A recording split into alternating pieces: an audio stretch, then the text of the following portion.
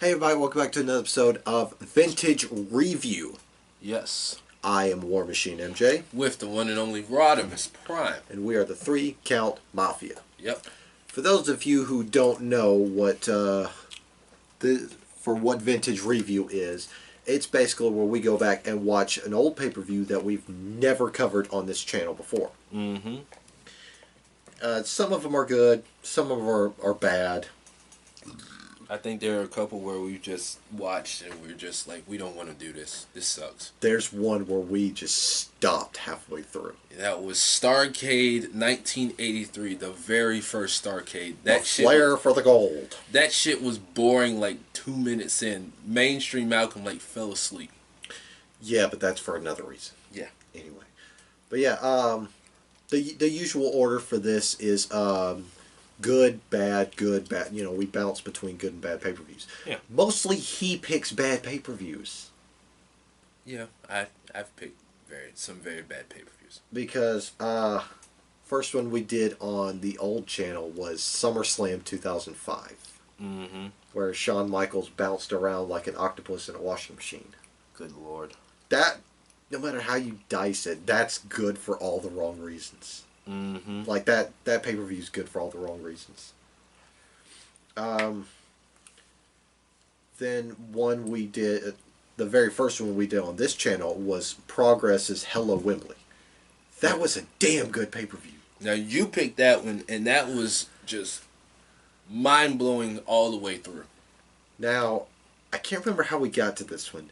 Did we get to it because you jokingly said, let's do it? Or did you say, okay, let's do it? I think it's because I jokingly said, let's do it. And I took you literally. Okay. Yeah. Yeah, alright, cool. That's how we got there. I wasn't serious about this. Like, if it's a pay-per-view I'm serious about, like if I watch it, whether it's, you know, WWE Network stuff or New Japan or Ring of Honor, like if I'm serious about it, then I'm like, okay, we really need to watch this. But this one here, I was joking, because this pay-per-view, we sat through this, and we were just like, why did they even do this? I'm so glad WWE does not do this shit. I have said that numerous times, and I really mean that. I think eventually we need to cover the entirety of the Brawl for All tournament. Oh, God. Including where Bart Gunn got his ass knocked out by Butterbean. In what, 5 seconds? I don't remember the time, guy. I just know he lost to a legit boxer. Yeah, because I think that happened at one of the WrestleManias. I think it was the WrestleMania with LT. I want to say that. Either that or the one where Austin beat Shawn Michaels. I can't remember. Yeah, it was either 12 or 13. I can't remember. Yeah. It was one of those garbage manias. Yeah. Oh, we should watch WrestleMania 2. WrestleMania 2. The unspoken one. That's the one where they broadcasted it from different cities. God, that was so garbage. Didn't they do that for the first one too? What? No, they didn't do that for the first one. The second one, they had like separate points of the card in two or three different arenas. Where it was like A talent in the big city, B talent in the small city. It was like Raw 25. Oh, God. Where they broadcasted it from two different locations. That was trash. It was nightmare. Anyway, enough about that. WCW World War III. Yes, this was held on November 26, 1995 in Norfolk, Virginia at the Norfolk Scope. I don't even know if this thing... I don't even know if this building is still up or not. Well, let's see. 12,000? Yeah, attendance 12,000 people. With 3 rings taking up half the damn building. I doubt that a 12,000 seat arena exists today.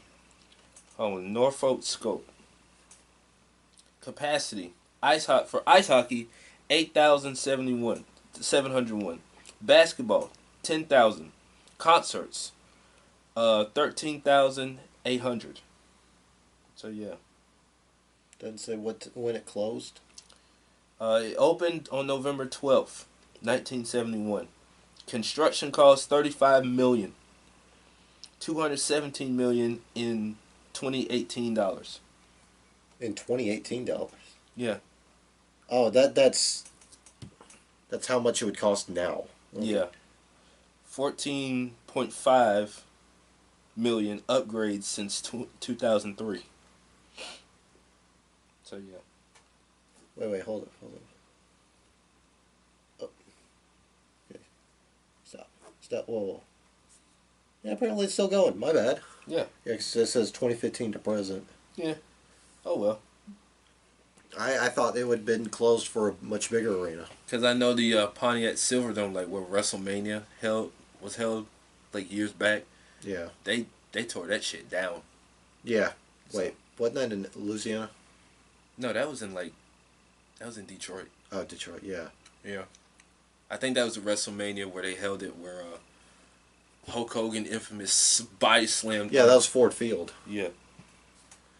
Anyway. But yeah, World War III was a annual WCW event. It only ran for 4 years in 2 different cities. Yeah. The first 2 were in Norfolk. The last 2 were in Auburn Hills, Michigan. Yeah, and they boasted talent from all over the world. Yeah. Even though it was like, well, best in the world tournament, mostly Americans. Yeah. You had a few Japanese, Mexican, Canadian, British. You know, you had some people from different places around the world, but mostly American. Yeah, it was mostly the WCW roster. Yeah, until half the roster, if not most of the roster, was all NWO. I think this was the year before NWO. When did... Because NWO started in 96. 96? Yeah. And this was... 95. Yeah, this was a full year before it. Yeah. Before the Bash at the Beach. Yeah. Anyway, yeah, let's go ahead and get started with the first match. It was Johnny B. Bad defending his television title against DDP. And I think DDP's valet, the Diamond Doll, was on the line. Yeah. Or I think it was where she and DDP were having problems. Yeah. And she was going to switch sides or something like that. Yeah. So anyway, they had the match. This was the only good match on this card. Through all the shit matches, including the main event, this was the only good match on the card. Oh yeah, it was technically sound. It was worth investing in it. Yeah, I mean, I thought going into this match, okay, every match is going to be complete shit, but this turned out, this was the one match that stuck out. Oh, definitely. Yeah, Johnny B. Bad got the win.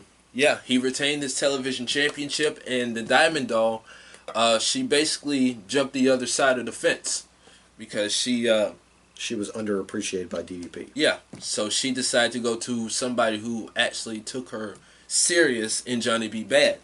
12 minutes, 35 seconds. This gets a 3. I still say, because it was the best match of the entire card, I'd at least say a 3.5. Yeah, okay. We'll bump it up to 3.5. The next match was a taped first match. Big Bubba Rogers... Taped fist. Oh, my bad. Taped fist match. I was about to say, what the hell's a taped first match? Taped fist match, my bad. Whoever gets on camera first. I don't know. Anyway, Big Bubba Rogers taking on Jim Duggan. Hacksaw Jim Duggan. Yeah, taking on the former Big Boss Man. Yeah. This was just a straight up hoss fight. Yeah, I mean, it's not really much you can say about this match, but, you know. I don't know what else to say. Big Bubba Rogers won due to interference of somebody. I can't remember who it was. I can't remember either. Yeah. But anyway, 10 minutes, 8 seconds. We gave this a 2. Yeah, it was crap. The next match was a tag team match. It was Bull Nakano and Akira Hokuto with Sonny Ono taking on Mayumi Ozaki and Cutie Suzuki. This was the match that was so boring. It was so boring. It was so sloppy. It was so slow. Oh my god. It's so boring. Uncoordinated. It's so boring, like I can't even pronounce the names. That's how trash this was. Well, also, you're not that good at Japanese culture, but what Well, I am, but it was just... This match was just... Like, universally, we were like, this is a bad match. Because, like, it was sloppy, it was uncoordinated, it was slow, it was bad.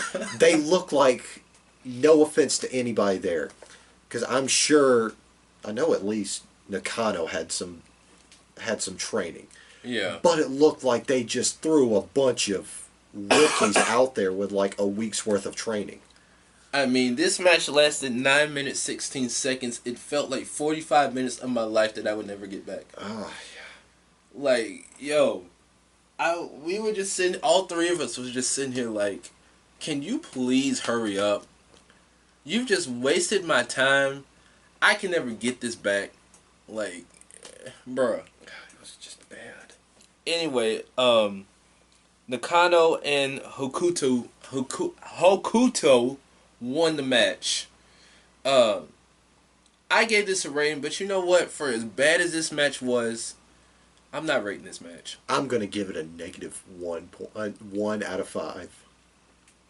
It was so bad it dips into the negatives. That's the first time ever for this channel. Jesus Christ. Anyway, next up was Kensuke Sasaki with Sonny Ono taking on Chris Benoit for the WCW United States Heavyweight Championship. Wow, I'm so glad WWE shortened it. Yeah, because that's a lot to digest. I think New Japan now even shortened that to the IWGP US Championship. Yeah. That's still long. Mostly because IWGP is still long. Thank you. I couldn't think of it. But anyway, this was This was okay. I mean, it wasn't great, but it was I mean, Chris Benoit back then was the Chris Benoit he's always been. Yeah. Crazy and aggressive. Aggressive, yeah. Yeah. As far as Sasaki goes, he was pretty decent. Yeah. So. But Sasaki got the win with, I want to say he got some assistance from Sonny Ono. Yeah, I think so. We'll give this match a 2.5. Yeah. Because this was just... The best part of this entire pay-per-view was the promos. Oh my God. Because at the start of it, we had Hogan, Sting, and Savage. And Hogan and Savage sounded like they were on crack. Sting was just looking like, can I go home? I'm terrified. Can I go home? I don't like being around these guys. And Mean Gene, poor Mean Gene, God rest his soul. Yeah, like his arm would keep dipping, but like Hogan would yank it back up. Yeah, and every time he interviewed, his hand go here. No, put the mic up here. Go back down here. No, put the mic up here. I think Mean Gene was just ready to go home at that point. I think all of them were ready to go home. At one point, there was a bunch of fire. Yeah, because Hogan did something, and he threw paper into a trash can and set it on fire. Yeah, and I think it was Savage trying to get it out, or Sting. It was Sting, yeah, because Sting looked really concerned about it. And then Lex Luger. Well, hang on. Back to Hogan. One last thing.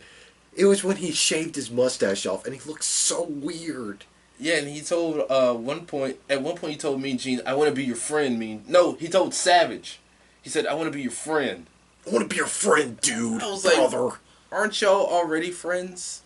Apparently These not. promos were so god awful. Oh, the best. Lex Luger. Luger, he was talking about who your face. Here, Macho Man. This one. Please do the honors. You hold the phone. Oh yeah, the Lex Express is back. I'm going to face Luger. I'm going to put him in his place for costing me all of my matches and for making me bad at promos.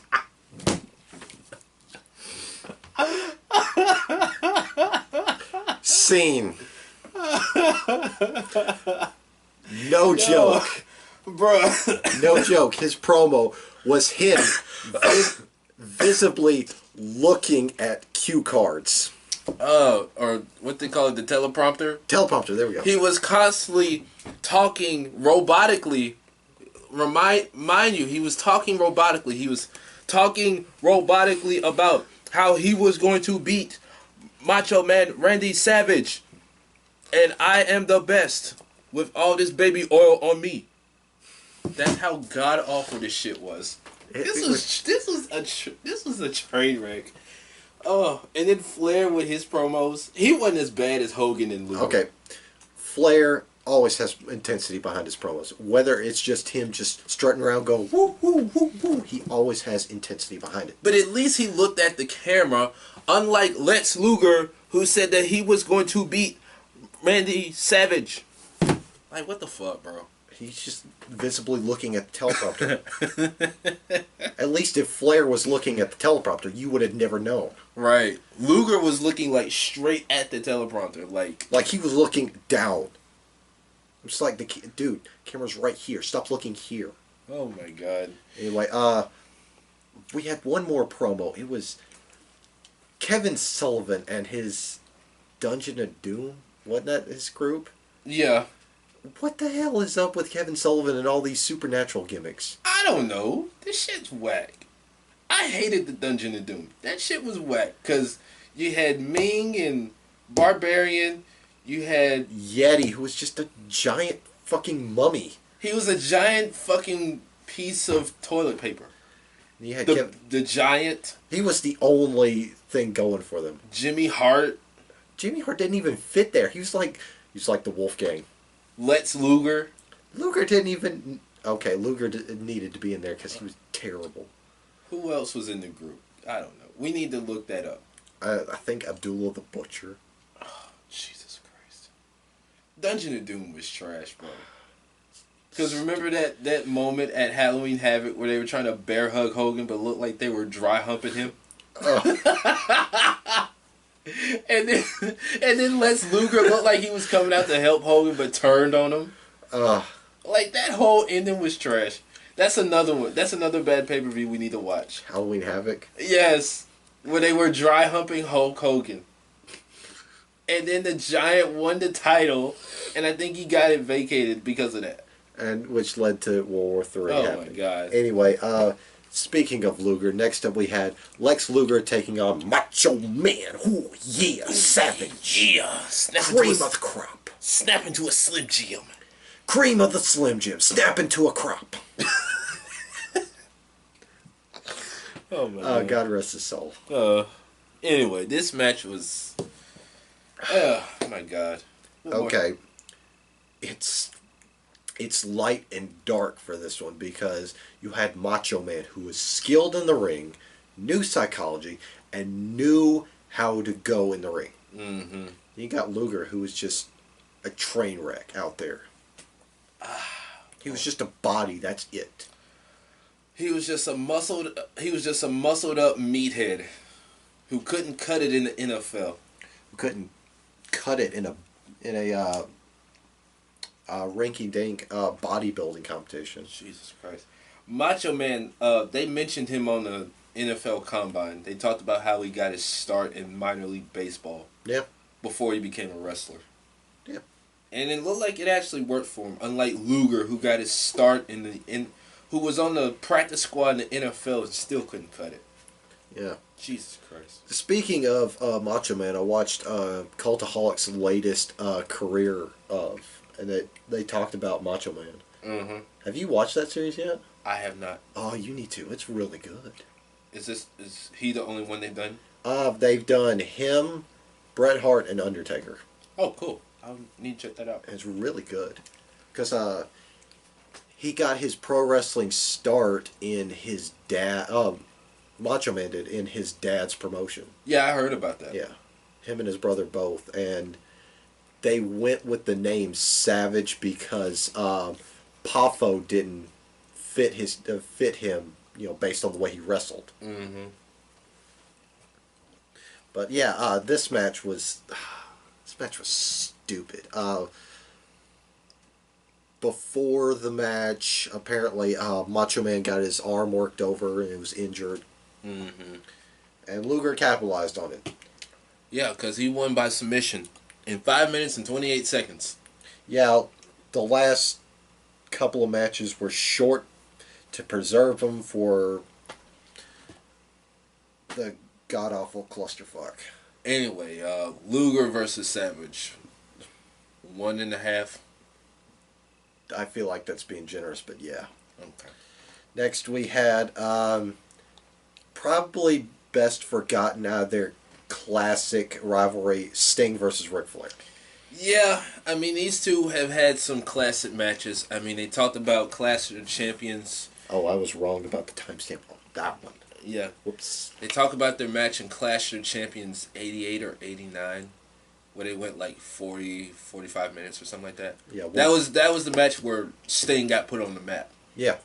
But yeah, they've had some classic battles, but I think this one fits in with their TNA years. oh god, their TNA years are just. Now Sting had some good years. Okay, Sting had great years in TNA. But when Flair got in, that's when everything just went. He, Hogan, and Bischoff, and even Russo were the driving forces behind that company going down the shitter the way it did. I will say, if it wasn't for Flair, we wouldn't have gotten that woo-off between him and Jay Lethal. Jay Lethal. Oh, that is Gold. No, that's diamond. That's diamond right there. That's diamond. Anyway, Flair and his what you call that? What's the word I'm looking for? Lackey. No, where his flopping. Flair and his damn flopping, where he was constantly going to every ring. Every time Sting would chop him, he would roll out the ring and go into another ring. Fucking Ric Flair, I swear. Okay, this match was garbage, but you can't say shit about Ric Flair. He was great. We talked about how Shawn Michaels and Dolph Ziggler do some flopping. Ric Flair is the king of flopping. He back was in the day. OG king of flopping. Oh boy, he is like numero uno. Back when flopping was an art. Yes. Anyway, Sting won in 14 minutes and 30 seconds. I thought that said 4 minutes because of that line through your phone. Yeah, that comes up every now and then. Yeah. Anyway, 14 minutes 30 seconds. Next, we give that a 2. Yeah, it was comical how Flair would roll to the other rings every time he got chopped. Yeah. Anyway, next that led us to World War III. 60 men, 3 rings, 10 in each. Yeah, and this was for the vacant WCW World Heavyweight Championship. Now, as we mentioned, the title was vacant because after Halloween Havoc, after Hulk Hogan had his soul taken by getting dry humped, the Giant was contractually obligated to defend the championship, but because of the shenanigans, the title got vacated. So you had people like One Man Gang, Booker T, Stevie Ray, Ric Flair, who just had a match, Sting, Randy Savage, Hulk Hogan. In fact, everybody that was on this card. Yes. With the exception of Sonny Ono. Yes. And was back in this match. And basically, Gary Capetta, who was the ring announcer, he kept calling names every time they came out. He did not get a breather. I was just like, how in the world did he do that? I mean, they were just coming out constantly. Well, because the camera cut to the folks walking out. Yeah. He probably was standing there in the ring reading off of a paper. That's the only way. Yeah. And then by whatever ring he was in, he probably had to get out because they were going to fill that up. And then Michael Buffer. God, Michael Buffer. Michael Buffer, okay. He's a legend, but... He's a legend, but his run in WCW was highly unnecessary because every time somebody came out, he added 5 minutes to their introduction. Yeah. Because he would say, oh, the master of the diamond cutter, or this, that, and the other. Because I think it was one of those DVDs I got. I think it was Piper. Yeah. He gave him like 10 different nicknames, and he was like halfway down the ring, or something like that. I can't remember. But and how do you feel about so many nicknames? You hate when they do it for David Starr. Yes, I do. Because I love it because he prowls them off. Now, when he's being called the creamier coffee, the Bernie Sanders of wrestling, I love that. But the rest of them is just like Come on, bro. Mr. American Rana. There we go. Davey Wrestling. The Jewish Cannon. Damn, I can't think of his other names. But I love how he just mouths them off with the announcer. He's got too many in the name. But he's great. There's a shirt that has all of his nicknames on there, and I want to get it. Is it on Pro Wrestling Tees? I think so. Oh, God. In fact, that's going to be your birthday present, your early birthday present. I'm going to get you a David Starr t-shirt with all of his names on there. I might frame it just to... Just to not be seen in public. Yes. Oh, no, you got to wear it in public at least once. Okay. Anyway, it came down to Hulk Hogan, One Man Gang, Randy Savage, I think Sting. I know Giant was one of the last ones. Giant. I think Flair got eliminated early. Yeah, because as soon as he got eliminated... Well, no, he got eliminated later on in the match. Yeah. Yeah, when it came down to the 10 men, he got eliminated. Yeah. Because as soon as he got eliminated, he rolled to one of the other rings. Fucking Ric Flair, I swear. Anyway, the Giant pulled out Hulk Hogan from under the ring. Now, you had to go over the top rope in order to be eliminated. And eventually, Randy Savage ended up winning. And they played this big controversy like, wait, Hogan didn't get eliminated. And Hogan came in and was like, whoa, brother. I didn't get eliminated, brother. I won the belt, brother. I didn't get eliminated. But they already had the belt on Savage's waist. He eventually was declared the winner, so he was the new World Heavyweight Champion. Listen, brother, I'm not a coward. I will defend this championship against you anytime, anywhere. Ooh, yeah, dig it. And he was like, look, we'll watch the tape tomorrow night on Monday Nitro. You'll see for yourself. You know that I won. I got too much respect for you, but I'll let you have this one. I'll let you have this one. Ooh, yeah. Damn right you'll let me have it. Ooh, yeah, because I'm the cream in your crop. Now snap into it. Ooh, yeah. Ooh, yeah. 29 minutes, 40 seconds of a big clusterfuck. And again, Randy Savage was the new World Heavyweight Champion. This match automatically gets a 1. This was just terrible. It was a sad imitation of the Royal Rumble. I'm so glad they do the 30-man Rumble. Remember when they did that 40-man Rumble that year? That was pretty good. I won't lie. Yeah, Del Rio won that year. Yeah, what a big waste that was. Anyway, superstar matches and overall rating. Superstars of the night go to Randy Savage, Ric Flair for his damn flopping, DDP, Johnny B. Bad. Yes, and that's pretty much it. Matches of the night go to... You know what? I would also throw Arn Anderson on that list just because. Why? Well, he was in World War III. Well, yeah, he was. And besides that, the Enforcer, highly underrated. Agreed. Especially with that double A spine buster. And he still got it to this very day. Oh, in spades. Man. Now, we've seen people like Triple H, who else? The Rock, Batista, do spine busters, Booker T, but none of them compare to Arn Anderson. Arn Anderson's double A spine buster is, well, it's just a spine buster for him.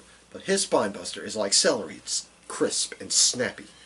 Jesus Christ. Especially when he busted out against Dolph Ziggler like last year. Yeah, at Starrcade. Oh, man. And he charged at him, and soon as he picked him up, I was like, God, this man still got it. And how long has he been retired? 20 plus years now? At least, yeah. Jesus Christ. Anyway, matches of the night. Obviously, there's only one match of the night. Johnny B. Bad versus DDP. Overall rating, this pay-per-view gets a 1.5. I'd say 1. Okay, we'll go 1. Because this... How in the world did they manage to stick 3 rings in the middle of the floor and still have enough people, enough seating in the building? How in the hell? Like, yo, this is all I gotta say about it. Just, bruh. But yeah, we got our contractually obligated bad pay-per-view out of the way.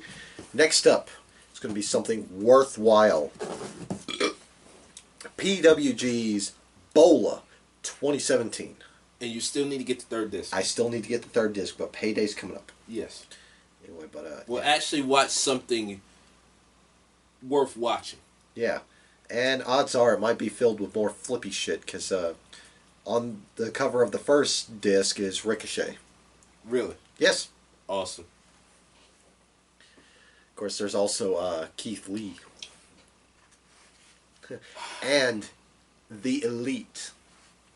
Back when they were still Bullet Club. Wow. Yeah. What exciting times those were. Yeah. Yeah. Oh no, I've grown attached to New Bullet Club. With Jay White. With Jay White and Tama Tongue in them. Yeah. Yeah. And Chase Owens, that's what I was trying to think of. Yeah. Oh, Chase Owens. Hopefully he'll stand out more than he did under Kenny's reign. Yeah. Yeah. Because he was the crown jewel, but he didn't do shit. True. Anyway. Yeah, no, I feel like we need to do Brawl for All. Yeah. I'll have to look up when that was. Because, like, that was... Bart Gunn got knocked the fuck out. Just like that. I mean, he got knocked the fuck out. He got knocked out by Butterbean. Whatever happened to Butterbean? I kept hearing about his name, but I never really cared for him like that growing up. I mean, he was a boxer. I'm pretty sure. I know that. I'm just saying, like... I know he competed in MMA as a boxer. I don't know. Let me look up old Butterbean. And then he became a sheriff, a volunteer sheriff for his own TV show. Yeah. That only lasted a whole season. Yeah, because Cultaholic did another Where Are They Now on the whole Brawl for All tournament. Yeah. And they put Butterbean on that list. Yeah. No, what killed me about it was they were going to use it to springboard Dr. Death Steve Williams. Yeah. In a shoot fighting tournament. Wow. Let's see. Boxing, 77 wins, 10 losses. That's not bad. 4 by draw. He's won 58 of them. No, he's won 58 of them by knockout. Lost 2 of them by knockout. Kickboxing career, 3-4. MMA career, 17, 10, and 1. That's not bad. Yeah, that's not bad. Yeah. I mean, his kickboxing career, he's just off by 1. Yeah. But yeah, that ain't bad. Yeah, that's not bad. I just I get like if he was in wrestling, or at least if his name was, if he was a wrestler, I would be kind of like, you're feeding me a guy named Butterbean. Oh, okay, seriously, where's the cameras? Yeah. Where's the prank show cameras? Yeah. This guy's name is Butterbean. His real name is Eric Esch. E-S-C-H. I hope I'm pronouncing that right. Let me see. Wait, hold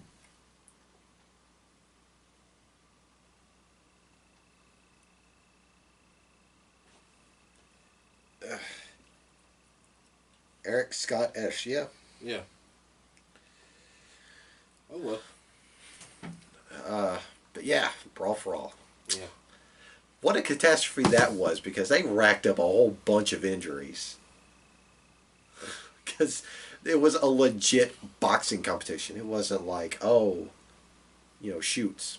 Yeah. It's been some catastrophes in wrestling.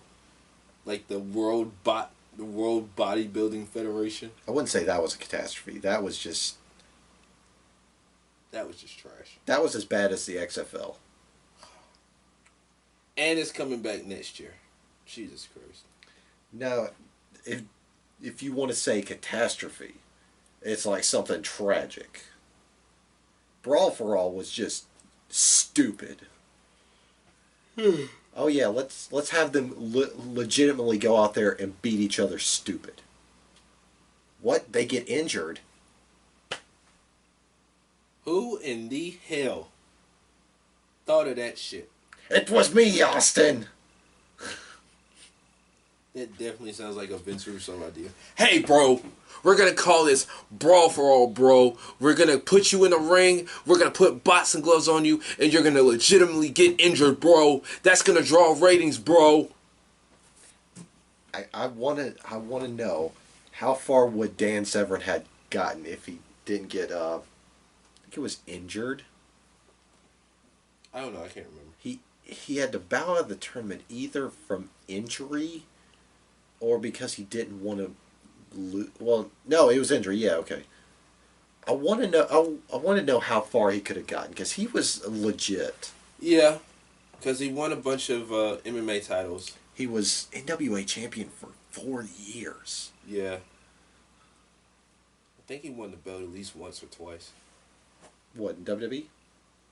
No, the NWA title.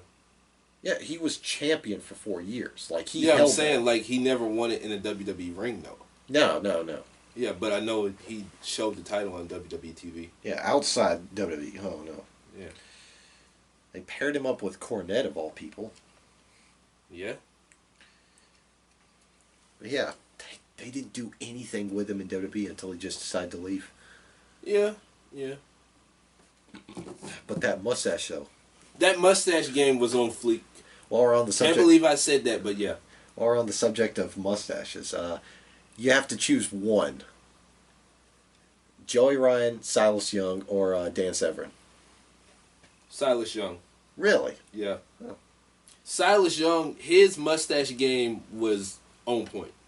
I'd say Dan Severn, because if you even think about cracking a gay mustache joke, he'll beat your ass before you could even form the words. That's like tough guy mustache. Yeah. He had a pretty good MMA career from what I'm seeing. Really? He had a total of 127 fights, 101, 19, and 7. Wow. Yes. 101 and 19. Good God. Yeah. He was legit. He was a badass. Let's see. Amateur wrestling, he's in the Arizona State University Hall of Fame. 1980 Summer Olympic Team Alternate.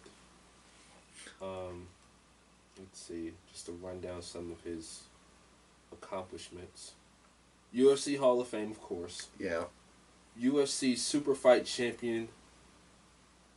The last champion ever. Of course, NWA World Champion. He won that twice. Won it twice. He's in the Hall of Fame, class of 2010. So yeah. He was a pretty doggone badass. Yeah, he was one of those guys you really didn't want to fuck with. Yeah. But enough about history lessons. Let's go ahead and close this out. Please subscribe to this goddamn motherfucking channel. You know, hit that big red button right there. Yeah, because you know you want to. Yeah. You know you want to. You know you want to see more of this face right here. Not this face. It's ugly. But if you want to hear his opinions, he does have a podcast out now. Yeah. Prime Talk with Rodimus Prime. Yours truly. This guy right here on Castbox. Also follow us on social media at 3 Count Mafia on Facebook, Instagram, and Twitter. Yeah. As far as Twitch goes, I keep doing a test stream, but my laptop keeps freezing up. So it's definitely the program that I'm running, but I just don't know. Yeah. Anyway, as far as upcoming stuff, you know, we already mentioned that our next vintage review is going to be Bola 2017. Yes. So we'll definitely be in tune to that, so stay tuned. We're also going to be doing preview of Fastlane next week, and the week after that's going to be a review of Fastlane. Then WrestleMania, the last stop before WrestleMania, pre and review. WrestleMania, the last stop before WrestleMania. Well, the last pay-per-view before WrestleMania is what I meant. WrestleMania is the last pay-per-view before WrestleMania. You knew what I meant. No, honestly, I want to know where you're going. Were you trying to talk about Fastlane or WrestleMania? I was talking about Fastlane. Yeah, because I said review of Fastlane the week after, and then you said WrestleMania, the final pay-per-view before WrestleMania. I did. Yeah. I want to know where you were going. I meant to add to what you said because it's the last pay-per-view before WrestleMania. Your timing was way off for that one. It was. But anyway, we have pre and review of WrestleMania, also pre and review of NXT TakeOver New York and Ring of Honor and New Japan Pro Wrestling's G1 Supercard in Madison Square Garden. That's right. It is the biggest coup in the world of wrestling. Yes. As New Japan and ROH not only collaborate for a pay-per-view, but they also take over the historic MSG, which WWE has had a stranglehold on. Yes. Home of the New York Knicks. Who gives a fuck about the New York Knicks? Because they're garbage. But you know what? Rather than the Knicks, it's also the home of Bruno Sammartino. Yes. Yes. Anyway, of course, stay tuned for 3 Count as we run down the events of Raw and SmackDown in one episode. On the other episode, NXT 205 Live, NXT UK. Mm-hmm. So, that being said, I am War Machine MJ. With Rodimus Prime. We are the 3 Count Mafia, and we'll see you guys next time.